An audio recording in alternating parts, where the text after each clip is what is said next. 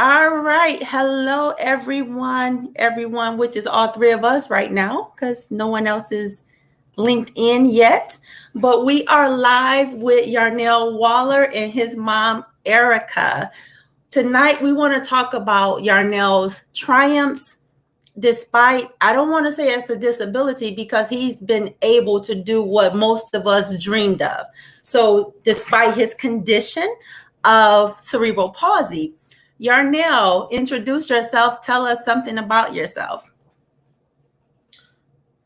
My name is Yarnell Waller. I'm saved, sanctified, and filled with the Holy Ghost, and I love the Lord. All right, great start. How did you come to that? Just give us your background. Wow. I don't necessarily remember per se how the whole thing got started, but from what I can remember, my auntie Janice always took me to church. From the time I was a baby, from what she tells me, I was baby with oxygen, and she would take me to church with that oxygen, and we would be in church faithfully every Sunday. And so with that, my grandmother kept it going. Once I got older, my grandmother kept it going, and I'm still in it today at 26 years old. It's been a big part of my life, a huge part. And And you are now a licensed reverend, minister, pastor. What I position do you hold? I am a licensed minister. Yes, ma'am.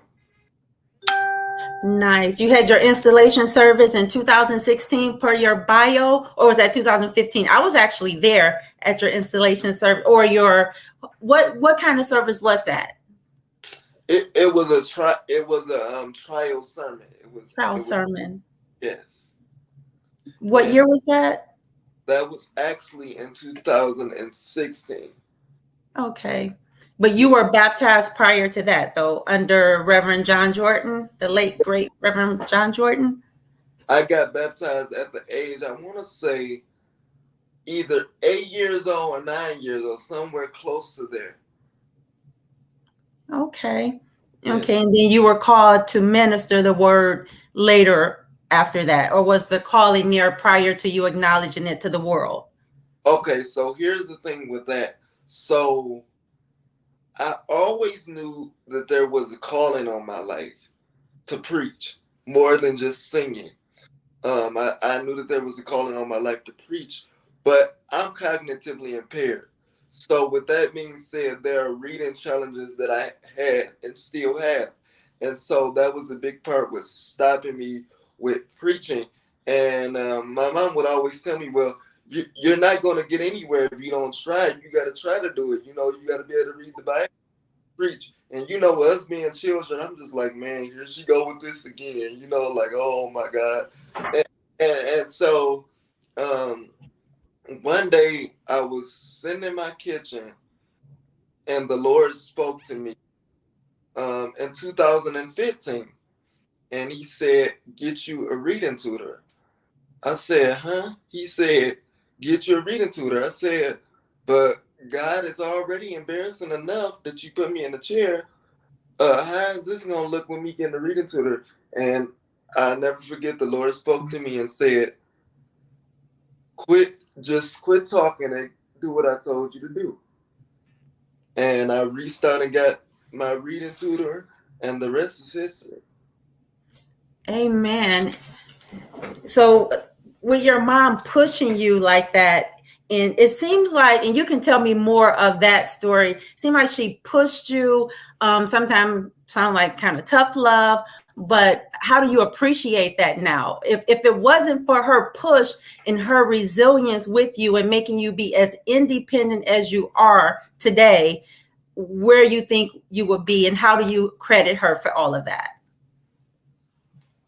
If I can just be totally honest, I don't even want to think about it because there is no telling where I would be without her pushing. She has always um, been a real big pusher. Some of the things that she has done, there are several times in my life I used to say my mama was crazy out of her mind. I used to be like, what is wrong with this lady? She has lost it. But every time she has always turned out right. Um, and she always wanted me to be the best that I could be. A lot of times there are moments I used to wonder, is this for her? Is it for me? But then when I see the outcome of it, it's like, okay, it's for me. Wow. Eric, I want you to piggyback off of that, this part of the conversation. But first, Miriam Walker says, Yarnell, we are so proud of you and love you. Amen. I love you too, cousin. So, Erica, tell us that part. Like, I want you to give us some background as to when Yarnell's diagnosis was presented to you. How did you internalize that? How did you move forward? And how did you get to where, okay, this is what we are dealing with? This is our life. Let me bring my son to the most independent person, thriving person he is today. We haven't even gotten into all of his story yet, but I want you to start there as his mom. Well, I was young, I was when I had him, I was 16. So I found out that just watching him over time, over the months, I knew that, something was wrong because he was way under delayed. He wasn't developing, doing the things that he should do, but he would smile. He was so happy. He would always smile. So when he got diagnosed with cerebral palsy, it was, I think I just turned 18. Even if I was 18, I'm not quite sure, but I know, yeah, I was about to, yeah, I was 18. I was 18. And he had just turned 1 in January, and it was that March they diagnosed him. And I was sad because I didn't know much about cerebral palsy. So when I found out, I cried really, really bad because the only thing, to be honest with you, only thing I knew about cerebral palsy was I was just thinking that my son is going to live a certain age and he was going to die. Because prior to that, we had a cousin that passed away from cerebral palsy, but she had a lot of other issues. But me being a young teenager, I didn't know about any of the other issues. I just knew she had cerebral palsy, and they gave her a certain time span to live. So in my mind, I thought I'm only gonna have a certain time span with him. And I did all this boo-hooing and crying, and I looked over in the stroller, and he was just right there, just looking at me in his stroller, just staring at me, and I just knew right then. I was like, oh well. I knew I couldn't. How do I say this without? I don't want to offend anyone, so I'll say this. You know, everyone is a good mother. Okay. That's how I feel. But I couldn't see myself giving my child away or leaving him in this cold world, him needing me the most. I couldn't look myself in a mirror knowing that I have a child out there that needs me. So everything else became history. It was just like he's not gonna be in the corner. We're not going to play this pity party. These are the cards that we were dealt. But for a very long time, I didn't want to question God about, like, why did this happen to me? I would just say, okay, well, because I was always told in my family throughout my life, you never question God why. And then one day I was like, well, I'm not supposed to question God why, but he already know I want to ask him because he know everything that I'm thinking and how I feel. So I might as well go ahead and maybe he'll give me the answer. And he did answer, and he said, well, like, why not you? Like, he saw that I needed him and he needed me. You know what I'm saying? Like, I was a rebellious teen, looking to be loved, looking for a lot of things, and he came in and he totally changed my life. He did a 360 in my life because once he came, it pretty much was like, look, it's all about him. I gotta take care of him now. I do appreciate what he said about how I pushed him. But a couple, maybe about a year ago, we were talking, and me and we were just having our mother and son talks, and he told me how I made him feel, and it broke my heart because I was like, oh my God, like I literally taught him like you're not supposed to cry. Like I would tell him like you got 2 minutes to cry and you better suck it up, and that's just that. And I no more crying. We don't have time for that. So we went to a funeral of a person that was close to the family, and he was at the funeral bawling, and I'm like, did y'all go together? Like, I mean, what like I wanted to know. I know they had a connection, but I wanted to know the significance of the connection because it was like, and I just couldn't understand. And it came to that he does have emotions. I overlooked all those things and I overlooked his emotions. And it was so much of me trying to build him to be this tough person in this world. But I forgot to look at he's human. He's human. And him crying like that was just the outlet of like, oh my God, I could finally cry. Now he cry about everything. And I be like, dude, come on, just stop. But I feel it made me sad because I missed that part. I was so busy being so tough. I mean, we don't get a manual of how to be a mom. You get what I'm saying? Like you learn as you go on. And the only thing I could do is apologize to him for it now because I can't take it back. You know what I'm saying? So yeah, and then as far as like he told me like I would make him take his shoes off and stay at the door. Like he made me feel like a horrible mom. I mean, he made me feel. He broke me down. I was almost crying myself. Like, was I that bad? But then he said, well, it helped me, because I can do those things.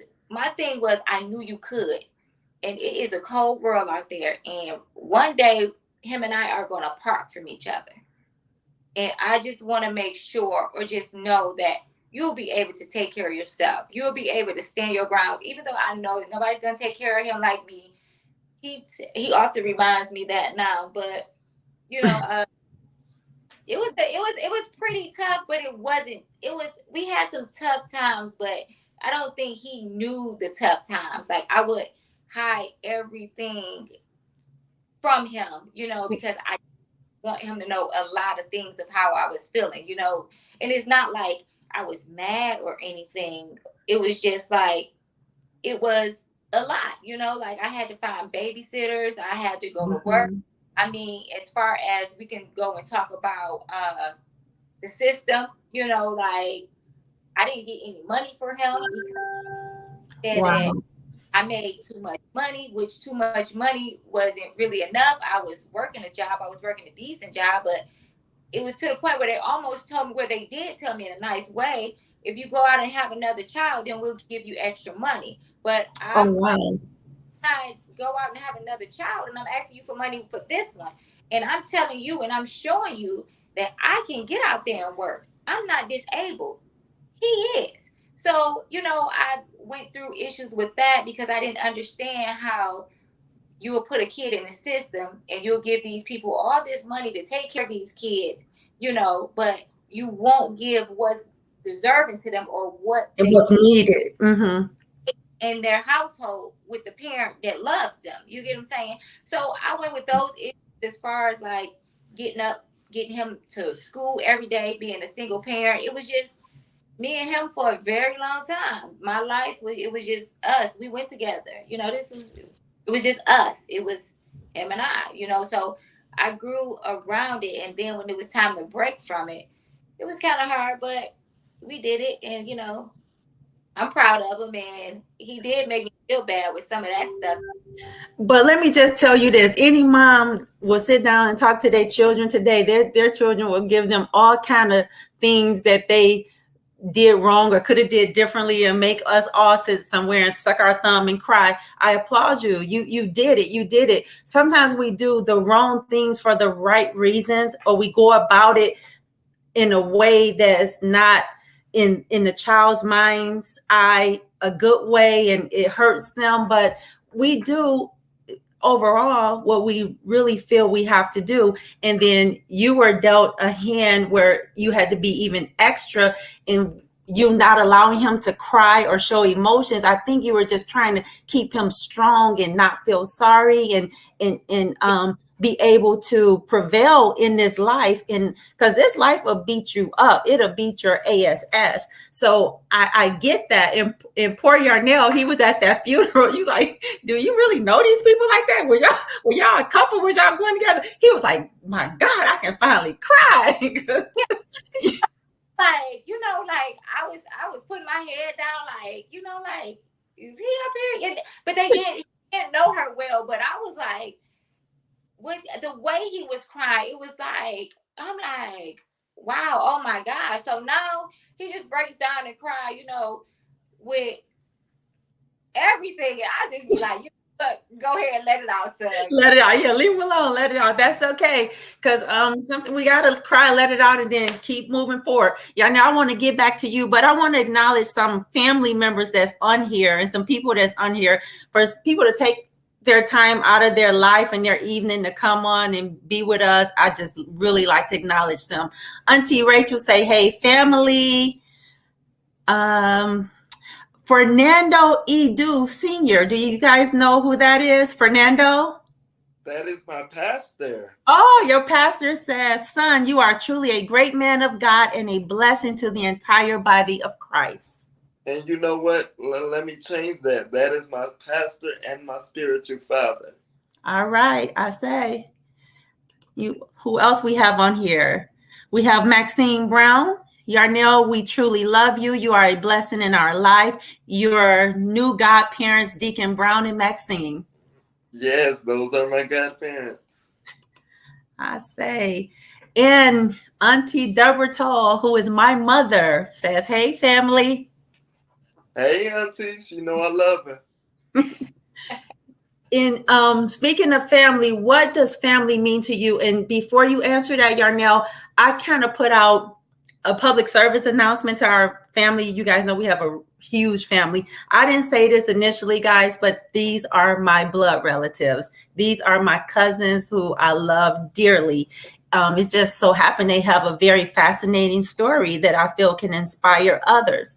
So, Yarnell, I kind of put out a public service announcement to the family. Like I told them, I feel that we all had a hand in making Yarnell, helping to make Yarnell the man he is today. What do you think about family? Well, you know what, cousin? Me and you talk about this often about how I feel about my family. And I on the regular.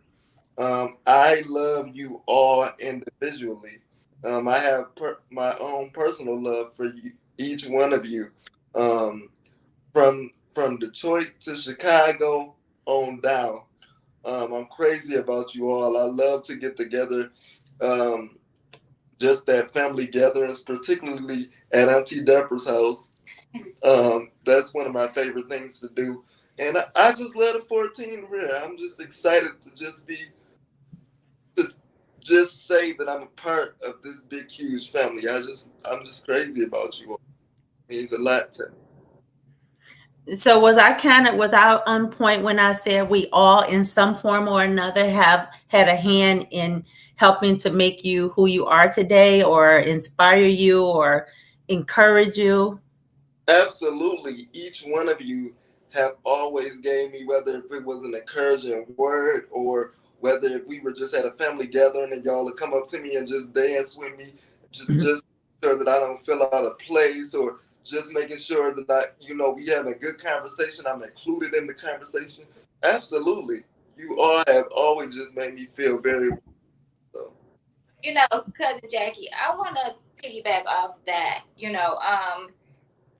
about the family. I will say I was young. I did say I was young when I had him. And I did say, growing up, it was hard. When I mean like doing it by myself, like it's a difference between having family and doing it by yourself when you can feel that you're in this box that nobody else understands. Okay. So that's what I mean by that. As far as my family, I will say my family has been very, very supportive. I will say that, from my mom down to my aunts, just giving a brief, brief testimony. Actually, I can remember a couple years ago, Yarnell was switching schools, and or I was switching job times, or however it went, but school was changing, and I needed somebody to get this boy off the bus. I needed help, like, listen, somebody got to do something. We got to make something happen. And I can remember it was like maybe the week before school was starting, and I hadn't had nothing situated, and I was just stressing out, silently stressing on the inside, like, I have to go to work. I got to go to work, and he has to go to school. What am I going to do? So, however, I was talking, and I told my aunt, I was just talking to her just in general, and my aunt Deborah, and I was talking to her, and she was like, you know what? I'll come and get him off the bus for you. Every day she would come and get him off the bus, let him in the house. Matter of fact, it was so good. I would come home, she'd be cooked him dinner. Because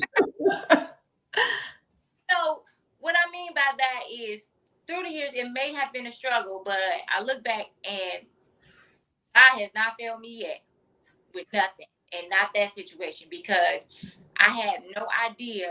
And she was literally the last person on my mind to even think about asking to even do anything. She volunteered to do it, and she didn't ask me for no money. She didn't ask me for no nothing.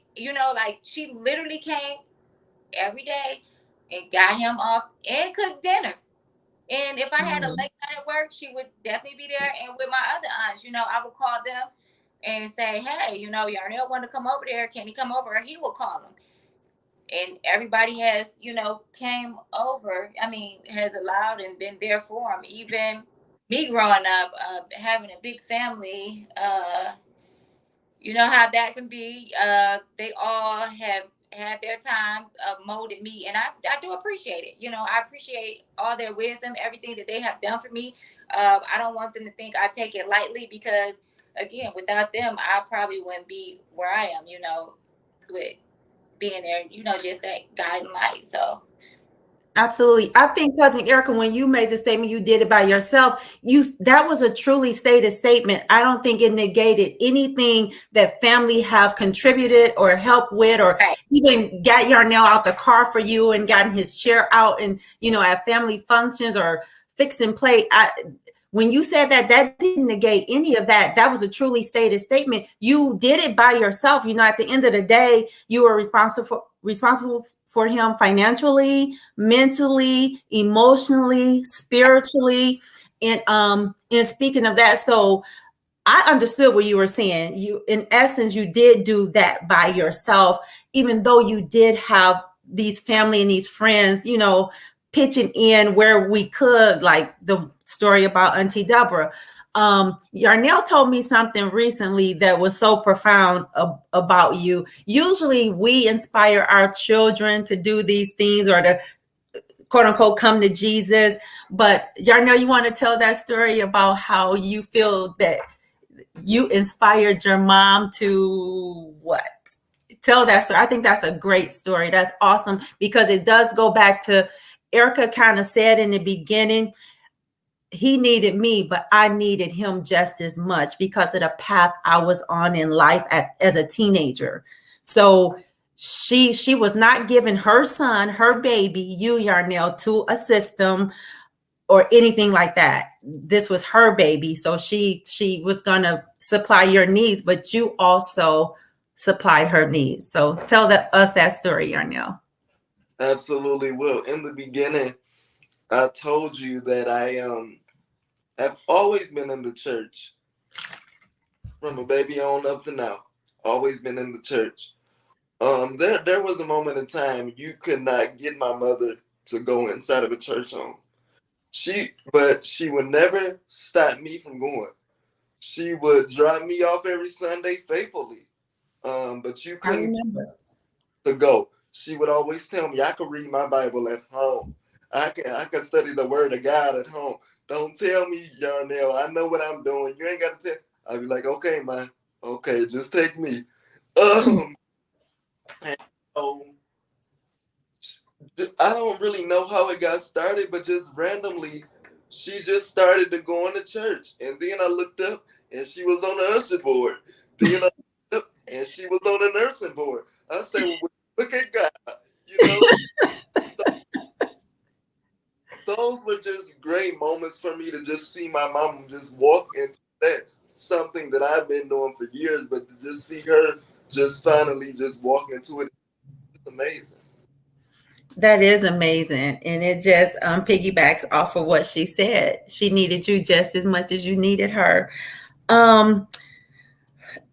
Just to talk about family and how, from my experience with my cousin Yarnell, I just know we did not pacify him too much or crutch him or baby him. He would have to go in the room with the other kids when adults was up in the front talking and kicking it, and he'll be in the back fight. Oh, you said I didn't.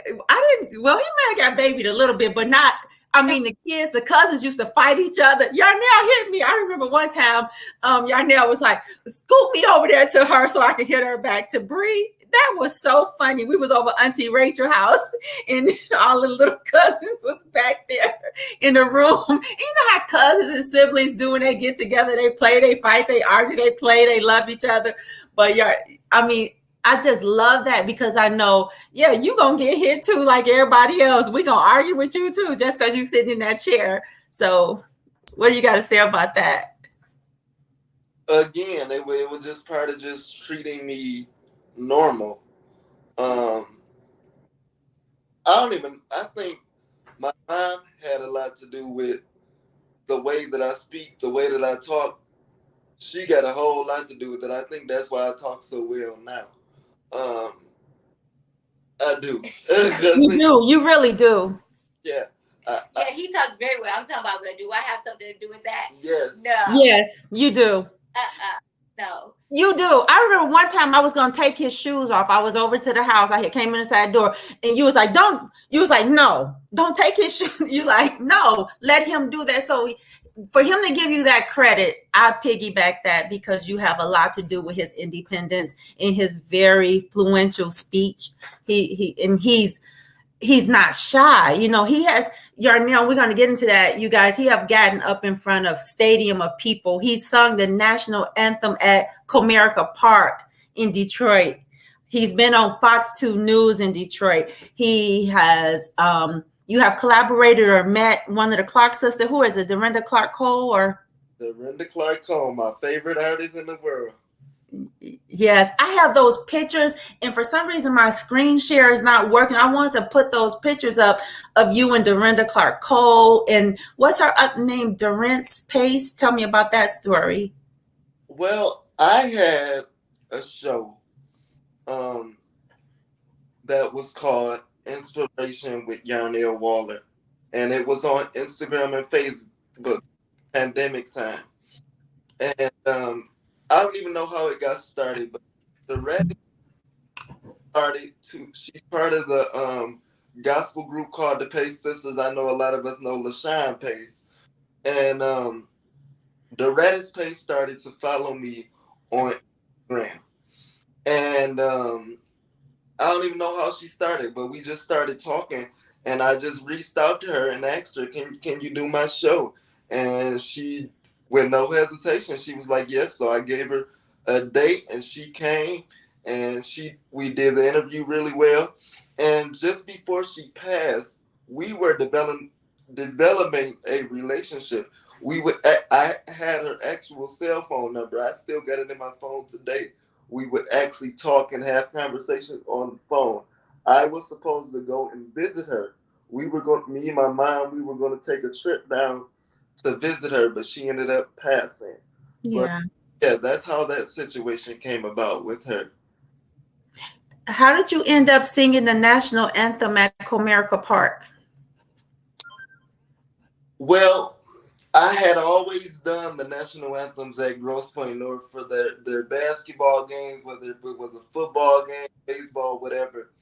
And I saw that it was an opportunity for a North baseball team to play at Comerica Park. And I went to the athletic director because we had a relationship. And I went to him and asked him, since they're playing at Comerica, do they have anybody to sing? And he was like, you know what? I don't think they do. Let me reach out. Let me find out. Let me see what I can do. And that's how that came. Wow. You have another grand performance with none other than Kirk Franklin in 2007. I remember that when your mom, your grandma, your uncles flew out to, was it California? Yes, Sacramento, California. Yes. Sacramento, and you opened for Kirk Franklin. Tell us about that. Oh man, that's a moment that I would never forget. God has been so amazing and so good. I became, and maybe Mom could talk a little bit about this as well, because I don't know how this happened, but I became part of a foundation called the Make a Wish Foundation. And they were originally going to send me to Disney World, but I just said flat out I wasn't getting on no plane. And they said, okay, Yarnell, well, let's try this. What if we bring out all the gospel singers and you only get a chance to meet one? Who would you like to meet? And at that time, I was a big Kurt Franklin fan. I'm telling you, I was crazy about him. And I said, Kurt Franklin. They said, would you fly to go see Kurt Franklin? I said, I would do anything to go see Kurt Franklin. So I believe in the month of February, they text my mom and, gave us the date and told us to get our stuff ready that we were going to Sacramento to meet him. Now, here's the catch. I met him on a Friday. He heard me sing and everything. This wasn't even part of it. He heard me sing and said, I want you to sing on stage tonight at my concert. I said, huh? He said, sing on stage tonight at my concert. And I never forget it. I sung Yesterday by Mary Mary. And I'll never forget that moment. And he was very nice to me and very pleasant to me. So it was just amazing. Wow. Erica, what do you remember that moment? Tell us your experience with that and how, as a mom, just looking at your son on this stage in front of masses of people opening for Kirk Franklin. You know what? For a very long time, a lot of people don't even know that that he was even my son for a very long time. Like the church people, like school, like his teachers would know that I'm his mom. But for the most part, every time I would go somewhere, I would sit in the back and I would just sit there and be quiet. I would sit way in the back. I can remember being at church one day and Yarnell was told to go ask his mom something. And he went and he asked me and I told him, yes, he can do it. And so the lady at church, she kept saying, you have to ask your mom. And he was like, I did ask my mom. And she was like, my mom, he was like, my mom said, yeah. And she was like, you didn't ask your mom? And he was like, I did. And she was like, no, you didn't. And he was like, I did. My mom's right here. We've been going to church with this lady for a very long time. And she didn't know that he was my son. And she was like, wow. So anyway, just to be saying that is that, I was always proud of him. He always made me smile. It would bring like joy to my heart just to know like how outgoing he is. Like he has really gotten to me because I'm more of the one that wants to sit in the back. Now it's like I'm coming more to the front and being more talkative and being more active than just sitting behind the scenes. But I always wanted to just sit back because it's not my moment. I always felt like this is my son's moment. This is his moment. And I wanted to be his moment. I never wanted it to be about me. And I wanted to just break myself away from that. Like he deserves his own time and his own shine. Like this is not a performance. This is not a duo thing. We're not looking for any pity parties or anything. This is what he loved to do. And I'm at his moment why he's doing it and why he loves to do it. I don't love to do it. He do. So I try to just disconnect. If it sounds good, I mean, I'm always proud of him, and I'm always happy. And he always tell me, "Mom, you act like you're not happy about anything." And inside, I'm jumping for joy, like, yes, oh my God. And I will always tell him, like, son, do your best, go get it.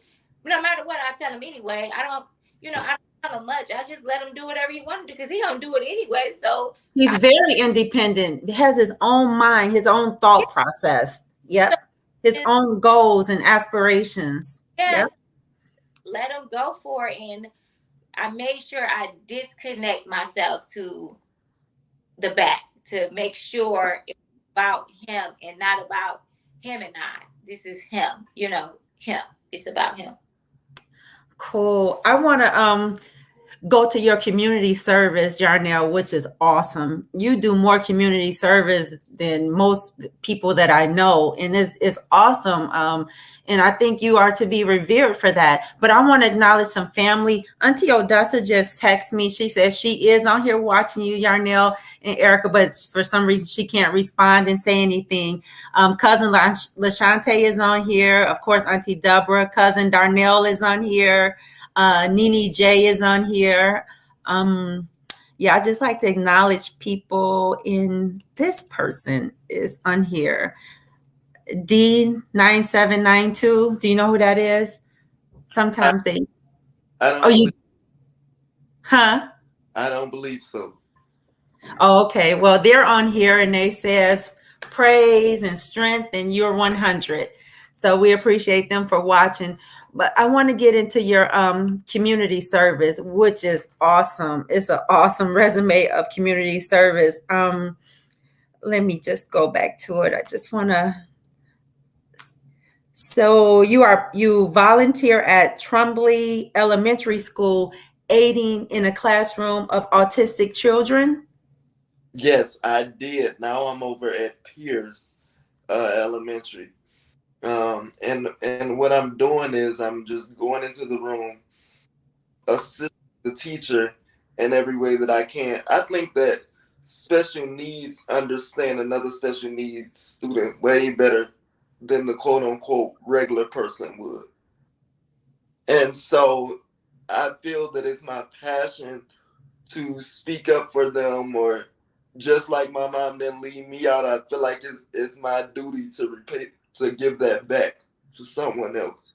So that's why I go to the elementary school and serve the way that I do, help them with their reading as much as I can, because I'm still learning, but help them the best way that I can, whether if it's math problems, whether if it's just something that's helping them with manners, or whatever it may be.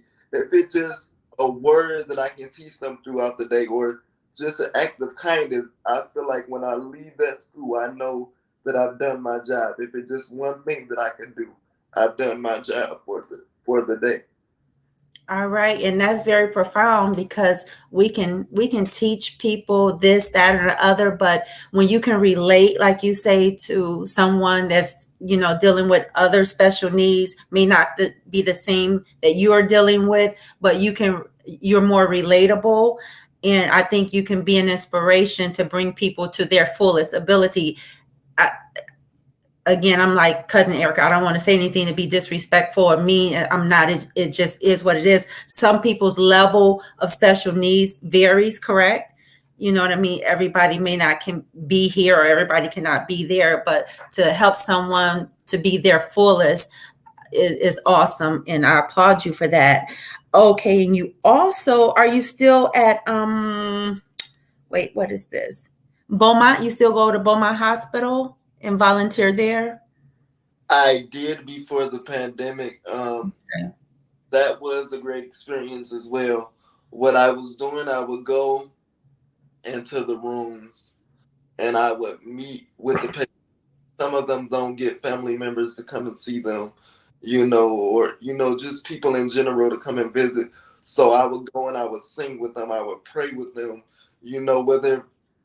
whatever it may be. I would go, and sometimes they don't want you to say anything. Sometimes they just want you to listen.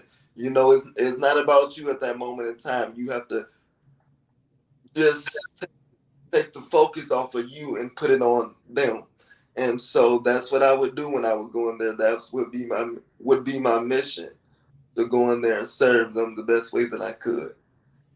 That's awesome. And the apple don't fall far from the tree as far as community service, because your mom, I wanted her to come on here a couple of years ago to be one of my first community champions on my little YouTube channel, because her passion for community and service and volunteer, I want her to speak about that and tell us if she have anything else coming up in the near future, in the distant future. I want to put any links that I can to help her with any initiative that she's doing, because she don't know, I'll be down here in Atlanta just like, oh my God, look at my cousins. I mean, just doing it in Detroit, in the surrounding areas. So I want her to speak on that. It was something else I was going to say about community service, but Erica, speak on your community service, what you have done. Oh, she also started an organization in your name a few years back, I believe in 2015. It was Living Life's Challenges, and you can finish the acronym for it, but go ahead, Yeah. Erica.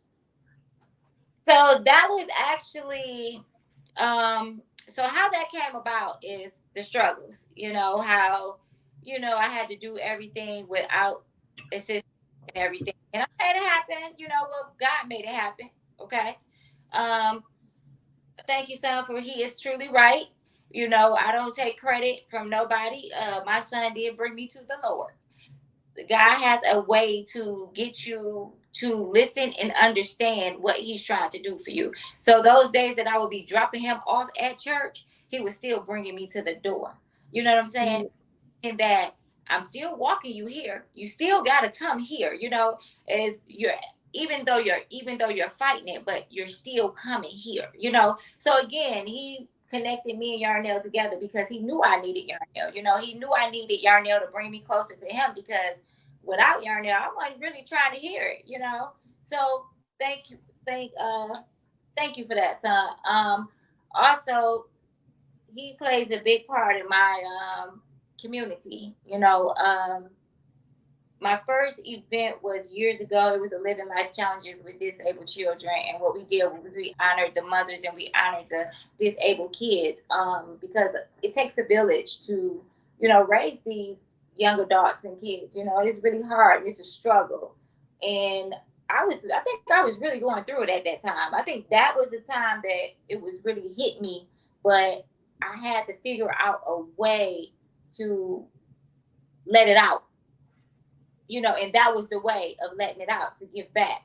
So then growing up as a child, I mean, I was not that fortunate kid. It was a lot of things that I was missing, even though I had a great big family. I love my mom. I love my aunties. I love everybody. They play a major role in my life, but it was still things that I was missing as a kid, and I would be acting out because I wasn't getting those things. And it was somebody very special in my life that gave me exactly what I was missing. And what that was they just listened to me, and when I was wrong, I was wrong. They told me I was wrong, but they listened to me. They told me they loved me. They believed in me. It was like, you're really not that bad kid that you're portraying to be. You're really not that hothead. You're really this soft cookie. You're this cake. You're just looking for the love, So now I'm doing so anyway, with that, that's what brings me to doing what I do, because I always wanted to give back what somebody has given me. So that was giving back to young girls. And I always promise God every day that I wake up that I'm going to try to do something for somebody each day. I have to do God's will. I have to do his work. It's not about me. As long as I'm doing what I'm supposed to do, he's going to continue to bless me. So I don't have to worry about anything. So with that, I love giving back. That it brings joy to me to be able to help somebody, to be able to make somebody smile, to be able to give these young girls and these kids something that would make them happy, like going to school with no clothes, like with, because you have a struggling parent. Every parent that's struggling is not a bad parent. It just means that they can't afford it, but knowing how it is to go to school with not the best of clothes, that's why I give the free clothes away. That's why I do the drives, because I know how it is. I know how I felt growing up.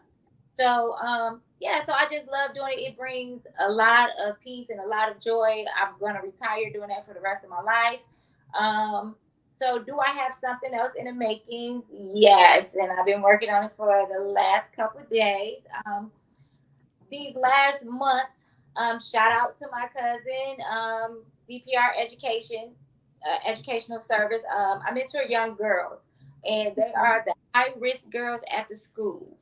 And I almost quit on them the other day because they are a piece of work. And they're like the bad girls. They fight all the time. This is them. That's what they do. So they only going by what tell them. Your mom told you that you're bad. Your mom. So I always ask them, do you have an attitude? Well, my mom said I had an attitude. Well, you really don't have an attitude because you're telling me something that somebody told you. So you really don't have an attitude.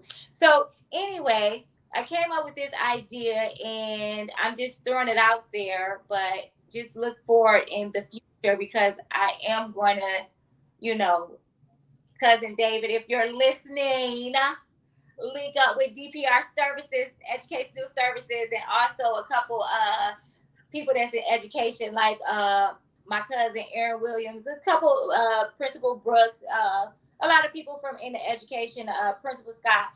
So what I'm gonna do is get a bunch of kids of youth, the youth together, and it's gonna be let's hear from the youth. And what I mean by that is going to give them that platform to explain to the community, allow them to go to the community events that they have, and tell them what it is that they want, tell them what it is that they're asking for, tell them what it is that they need, and maybe we can work together and try to get them these things. You get what I'm saying?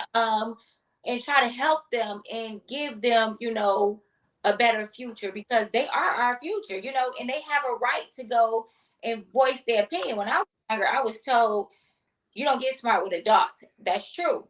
But give me a platform to be able to express myself, in a nice, respectable, mannerable way. Like with the community meetings, I think kids should be at those meetings to be able to tell what kind of park they like, why do we tear up the parks? What is it that we're looking for that we can bring to the community? What is it that, why are you acting out in school? What are the teachers doing? Because sometimes we don't listen to these kids, it's because I said so and this is what happens. You get what I'm saying? Yeah, it doesn't work like that. We have to get to the root.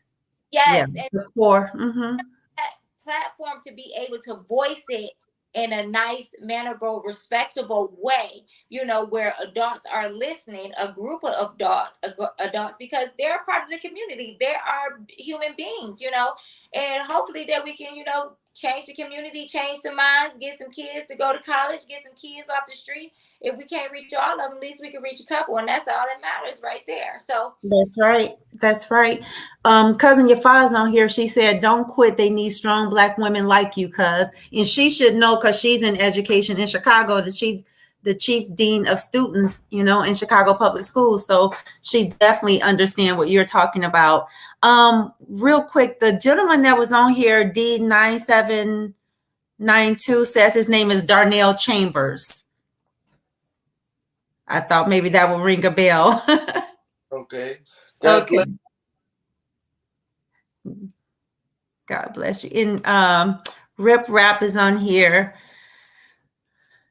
Oh, he just said he's tapped in. What's up, cousin? Cousins. He's just speaking, letting him know he's in here supporting. Dubber says, Auntie Dubber to you guys says, it's a great idea that you have, Erica. Yeah. I know.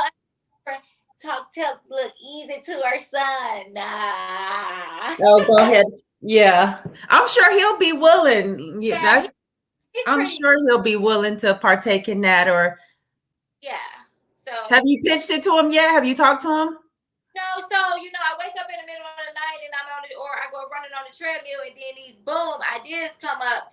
And it's like I got it. This is what I'm gonna do. So yeah, this just been like 2 days in the making. So I'm actually building a board for it. Okay. And like he doesn't know that he's one of the people that's going to be strongly, because he is into youth, and it's going to be built off people that's in education, and build off the parents too. So what it'll be is just, coming, even taking it to the churches, just giving them that platform to talk, and having the adults to just sit and listen, and allowing them to just come to the table together. Like the 48205, well, a lot of the communities have like community groups and community block clubs, but the kids are often left out. Nobody even think about bringing those kids to the meeting to see what they need, or see what we can do to for them to stop robbing and stealing and standing at the corner. How can I help you? Can I give you a job to come? Can I try to help you come and cut the grass? Kids don't cut grass no more. You come, like, hey, They come here. barely come out the house. They got their face in the TV on whatever them games they play now. I don't even know what games they play now. They But don't know how to go outside. But it's just the point that when I talk to, the girls that I talk to, even when I do the events and everything, a lot of them are missing that. So they don't know what to do. And they don't say anything because it's like, I'm not allowed to. I have one little girl was so funny because she played too much. She really does. And I had to pull it out of her. And she was right about a certain situation about her and the teacher and what happened. But she's so silly and she plays so much. The teacher didn't take her serious. And I told her, I said, see, you're like me because you play too much. Sometimes you have to know when to stop playing and when to be serious, because if you go around playing, nobody is going to take you serious. You have to stop. But it's okay to speak up for yourself, especially when you're respectable. That's all it is. As long as you're not disrespectful, you can speak for yourself. All right. Auntie Odessa says, great job, Erica and Yarnell. So proud of both of you. Now we can see where Yarnell gets his community service ethics from. It is definitely coming from his mom. And yeah, I applaud both of you guys with that. Yarnell, you was also featured on Detroit, a local news show. Detroit, was it Fox 2 News? You were featured on there a little while ago, or a year or so ago. Yes, I believe that was the year before the pandemic. Before the pandemic. Erica Yafa said she can help with your platform and your agenda. So she's reaching out and letting you know that. So Yarnell, I want to go back to you. As awesome as, and I'm going to say you, of course, with God instructions, and God has, definitely been there with you from your birth to now. Even though you've triumphed and you've overcame many challenges, and you are as dependent as you could possibly be, and that's thanks to first God and then your mom and then everybody else that played whatever role. Have you ever had a dark time in life? Has it always been this wonderful learning path? Have you ever had a space or a time in your life where it wasn't so pretty internally? Absolutely. It didn't really happen to me until I got actually older. It didn't phase me as a child, because as a child, you're pretty much like, okay, just go with the flow. But as you get older, you begin to notice that people are doing things, getting things, and doing things that you're not able, you're not really able to necessarily do or get. And that's what happened. I reached a point in 2015.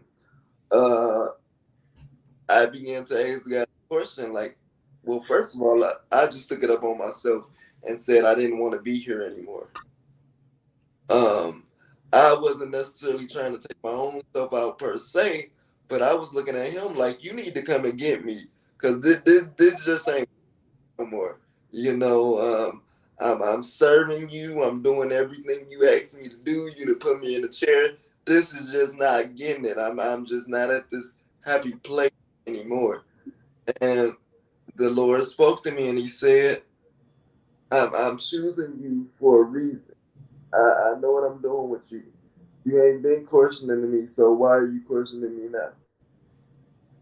And I just got to a point that I was just really mad and frustrated with him. And I'll never forget my uncle came into the room. I was just really frustrated, and my uncle came and talked to me, and he said, "I understand you can't walk, but you got to take what you can get and use it to the best of your ability." He said, "Would you rather be blind or would you rather not be able to walk?" And I said, "Take not being able to walk." Because I was enjoying being able to see what I can see around me. And that just taught me to just be grateful for what you do have. Wow. That's a statement for everybody. Which uncle was this that came into the room and talked with you? That was Jacob. Uncle Jacob. Now, had you told Jacob that you had this conversation with God or this prayer to God before he came in and said those things to you at that moment? I think that my mother reached out to him because I was at a really low state. And I think that she just decided to reach out, and he knew that I was thinking about just not wanting to be here. And he just came and he just poured his heart out, and he said, Ministered to you? Yes. yes. You just recently shared that story with me. I had no idea that you was ever in that place. I do remember 2015, 2016, even though you call everybody, you are a family member is just going to stay in contact with your loved ones. So, but I do remember getting more calls from you now that I look back at that moment. But we weren't talking about things like you not wanting to be here no more, but we was just talking about life things and things that you want and you desire and where you are and where you want to be. I do remember having a little more conversations again with you during that time period. I just pray that anything I said or did helped you overcome, if that's a thing right now. So, and I thank you for sharing that. I didn't want to bring that up if you didn't want to bring it up. Like I said, you just shared that with me very recently. And I'm going to tell you something. I tried to act not shocked, but it hurt me to my core because I took advantage of the thought that Yarnell is okay. And he always have been okay. Like, I never had that kind of hurt for you like I did when you told me that story on the phone recently. So I thank you for still being here with us Yes. and not giving up. You know what I mean? And I thank God that he has his hand on you and on your mom and on your uncle and anybody else in your life. So thank you for still being here because you are truly a blessing to us. Not just to us, you have not just to your family, you have friends and associates that you go out singing with, you do karaoke. I have all of these videos of you, but I can't share them right now because my system is acting funny, Dunny. So I just want people to follow you on your Facebook, Yarnell Waller, your Instagram, Yarnell Waller, to really see who this young man is. Can I want to piggyback off of what he said. We're being honest here and we're talking because he brought the situation. He talked about it. That goes back to you never get a parent's guide to anything. And that's another thing that went over my head. I'm talking about that is the furthest thing that I never even thought that. So just imagine being at work one day and you get a phone call early in the morning and you have the school calling saying that another student called the school early in the morning because Yarnell said that he wanted to do something. And I'm like, what? Wait, what? Just imagine that one call, and I'm like, wait, like, hold on. Like, I knew that some days that he probably would feel like, like why he isn't normal. I mean, I'm sure everybody would go through those things, but I gave him everything, like anything he asked me to do, I took him everywhere he wanted to go. Like, it was nothing that I totally wouldn't do that if I didn't have the money, he never knew I didn't have the money. Like, he had everything he possibly ever wanted, you know.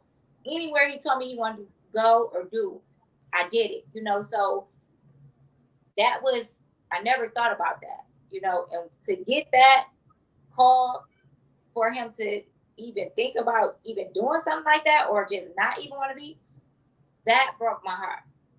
That broke me into pieces, because I overlooked that part as a mother. You know, you never see that in your child, you know, like, I miss that, you know, like, I miss those signs, you know.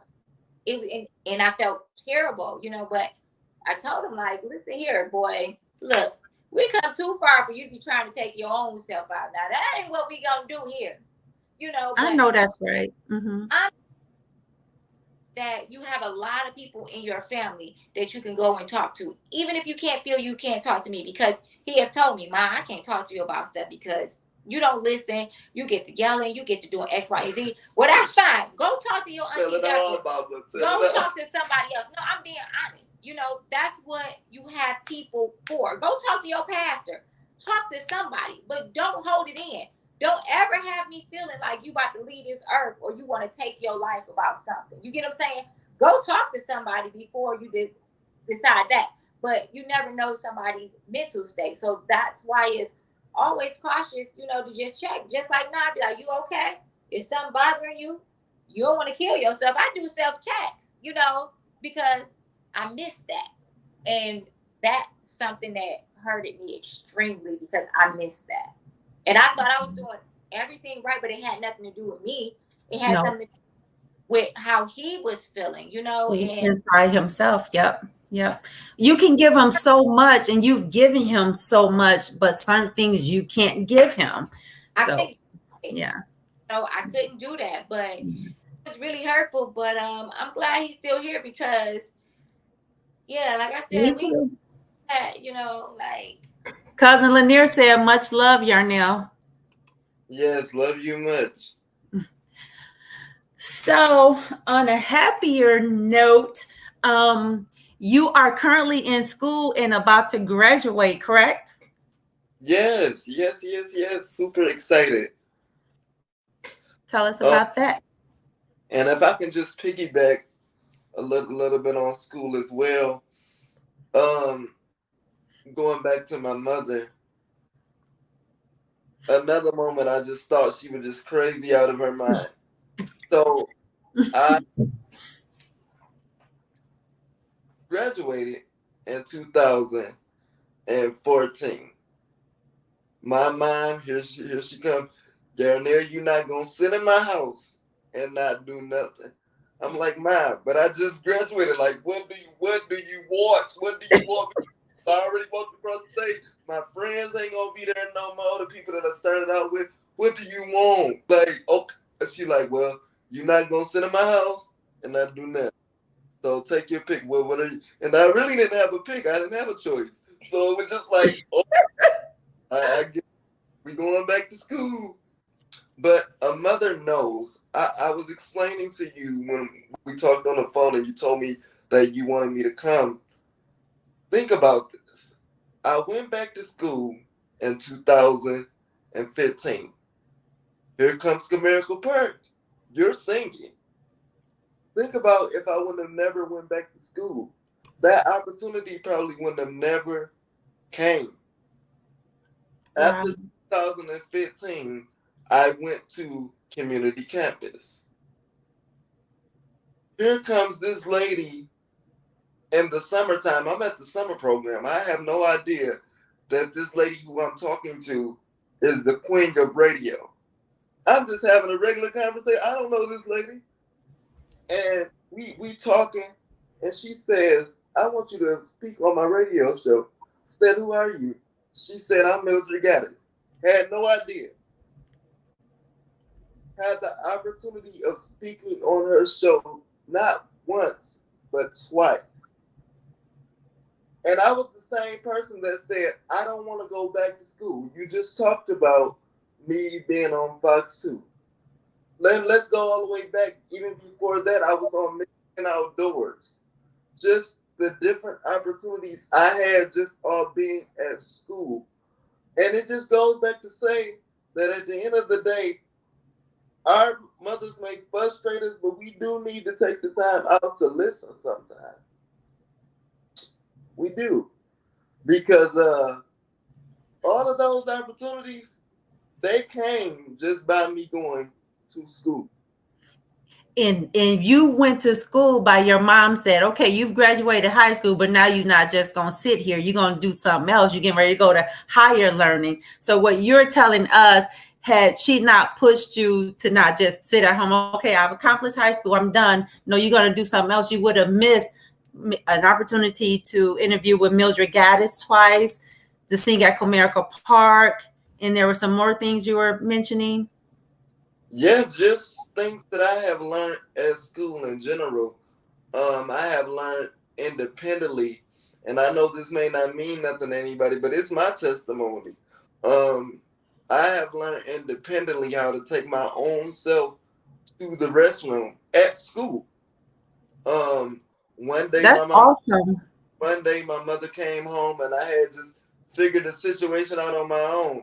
And my mama looked at me. She said, "I'm so proud of you." She said, "You got this and you figured it out on your own." And today I'm able to help myself out with the restroom. So it's just different things like that that I think about. That if I wouldn't have never went to school, think about Beaumont Hospital. I met this awesome, wonderful lady inside of there. She told me, she said, "Man of God, I was supposed to go home. But I'm so glad I didn't because I got a chance to meet you." Me and this lady talk almost every week because I met her at Beaumont. I had the opportunity of blessing a young lady with just a blanket that could not speak, that could not talk, just by me being at Beaumont. But all of this is coming out of school because of my mama said, "You cannot sit in my house and not do nothing." I put kids out on wheelchairs. She did. That's awesome. That, I mean, who we see today is you. I mean, I applaud you. I applaud you. I applaud you. And of course, like you say, you feel you didn't do everything right, or you feel that you missed things. I think everything happened just like it should happen. It should have happened, because look who we got. Look who we're talking to today. He's very articulate. He's very smart. He's very focused. He's driven. So you will be graduating in June, Yarnell? Yes, I will be graduating, and I'm super excited. I'm kind of tired with school now. Um, I got some other things that I want to get my hand on. My mama thought it was funny. I told her, I said, "Look, the last day of school, I'm gonna get a bell, and when I'm going down that lift for the last time, I bell when I'm going down that lift because I've been going down that lift for 26 years now. I'm over it. I'm done. I got some other things that I need to get my hand on with ministry and other things. So I'm ready for the next chapter." In your life. All right. All right. What about your social life? You want to tell me about that? Yes, I mean I got people that that I go out to eat with, that I communicate with, got peers, got all that good stuff. So I'm just super excited. Um But we all know that if I could spend a lot of my time dedicated to the church, I would. That's a big part of my life for me. By the way, shout out to my church, Chief Cornerstone Church, by the way, and my pastor. Um, I serve at Chief Cornerstone as the associate minister over there, and I'm proud to say that I'm up under my pastor's leadership. I'm growing over there, so God is good. So I look forward to doing a lot of great things in ministry. Um, Still going out to the community, doing a lot of volunteer work, All um, right. working some funerals, just helping people, doing the things that I love to do. All right. All right. Cousin Erica, what's that looking? We're going to give Yarnell the last word, but anything you want to say before we close out? Um, I think he pretty much said it all, but Here she excuse go. me, but Here she go. There go mom, but I think he missed a big part of his social life. I think so too. But if he wasn't gonna say it, I wasn't gonna say it. I'm not gonna let it go missed.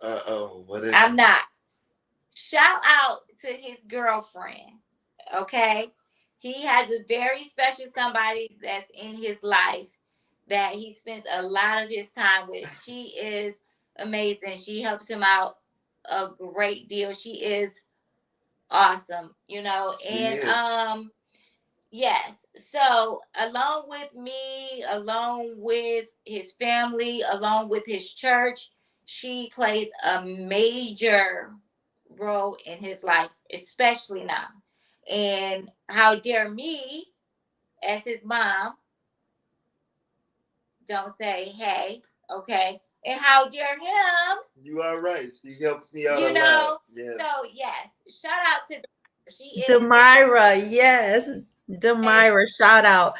I didn't know. I mean, I know about her. It was. I'm surprised when I asked him, like you say, about social life. He didn't say nothing because I remember when they first became a couple. He called me. We had a long conversation. He was just so adore her so much and all her accolades and her contributions to his life. And they live a full life, you guys. Of course, you can hear you guys. Yarnell's a reverend first. He loved God. I remember he used to sing, "Take Me to the Water to Be Baptized," and he would say an explicitive at the end. It was like, Yarnell, you can't sing that church song like that. He was much younger, y'all, but I ain't gonna tell it, Yarnell. But you used to sing, "Take me to the water to be baptized." Mm-hmm. You know what you used to say. But so we know how he loves the Lord, but he also lives a full life. He's in a relationship with Demira. How long have you been in a relationship with her? How many years? We've been in a relationship now for 4 years. Awesome. Awesome. So, you guys travel, you go out to eat, you go to the baseball games, you go to, you live a full life.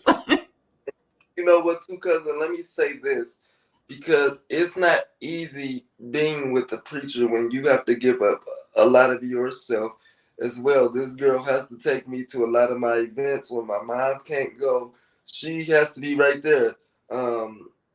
Just spending even moments when she don't want to go to church. She be like, "Okay, you're in there, but I'm going." She gives up a lot of herself. Yeah. So. So, yeah, he got a girl. Look, he got a girl. Tell that information like, I know you're not about to get off here and then not say like. I saw that look on Erica's face. I'm like, okay, what you want to say, Erica? So Miriam says, amen. I agree. Yarnell and Erica are blessings to so many people. Your courage and strength inspires so many people. God be the glory. Jade, hopefully you will let him bless us with the song. I thought about that. We're going to give him a last word and see if he would take us out with a song. Let's look at some of the other comments. From Fernando, I think this is your pastor, correct? Fernando Du, is that your pastor? It is. He said, we love Demira and Miss Erica endlessly. Auntie Odessa says, God is good all the time. Auntie Deborah says, yes, shout out to Demira. She is awesome in his life. Love her.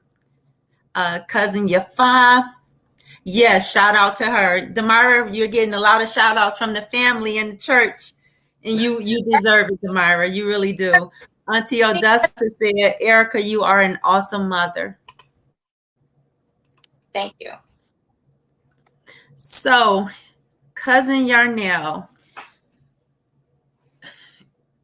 I want you to, for someone living with this condition, such as yourself, in other things, special need children, men, women, what can you say to them to inspire them to be the best that they can be, or if they've ever gotten into that dark place where you have gotten before, what are some of the things you can say to them to hopefully, help them out, inspire them? The first thing I would say is to never let the world overtake you. You overtake it. Wow. Wow. People have a way of putting us inside of a box, but it's up to us to allow them to put us inside of a box. If you don't want to go inside of that box, you fight with everything you got left inside of you for you to be in the box that you deserve to be in. So my testimony and my challenge to you all today, to everybody, is to just walk with purpose, walk with grace, and always keep your head lifted up. My pastor told me that ministry is about serving, not about shining. So I want to let you all know today, no matter what you're doing in your life, serve to the best of your ability. That job might be getting on your last nerve, but serve. Your kids might be getting on your last nerve. Them bills might be getting on your last nerve. People in general, you might feel like the world is on top of your shoulders, but serve until you can't serve no more. Because at the end of the day, only what you do for Christ will last. Wow. I think those are words of advice for everybody, not just special needs, for everyone to live by. Maxine Brown says, shout out to our granddaughter from the Brown family. Is that Demira's grandma? Yes. All right. All right. Thank you, Grandma, for watching. Larry Gardner, cousin Donnell says, yes, sir, say it again. So I think he was talking about your last words of encouragement. And the last comment we will show is Auntie Odusser says, and that's just where I was going. Auntie Odusser says, sing us a song. So do you feel like singing us a song, blessing us with a song before we head out of here for the night? I'll sing a little something. Okay. Can we do a duet? We can't do a duet. I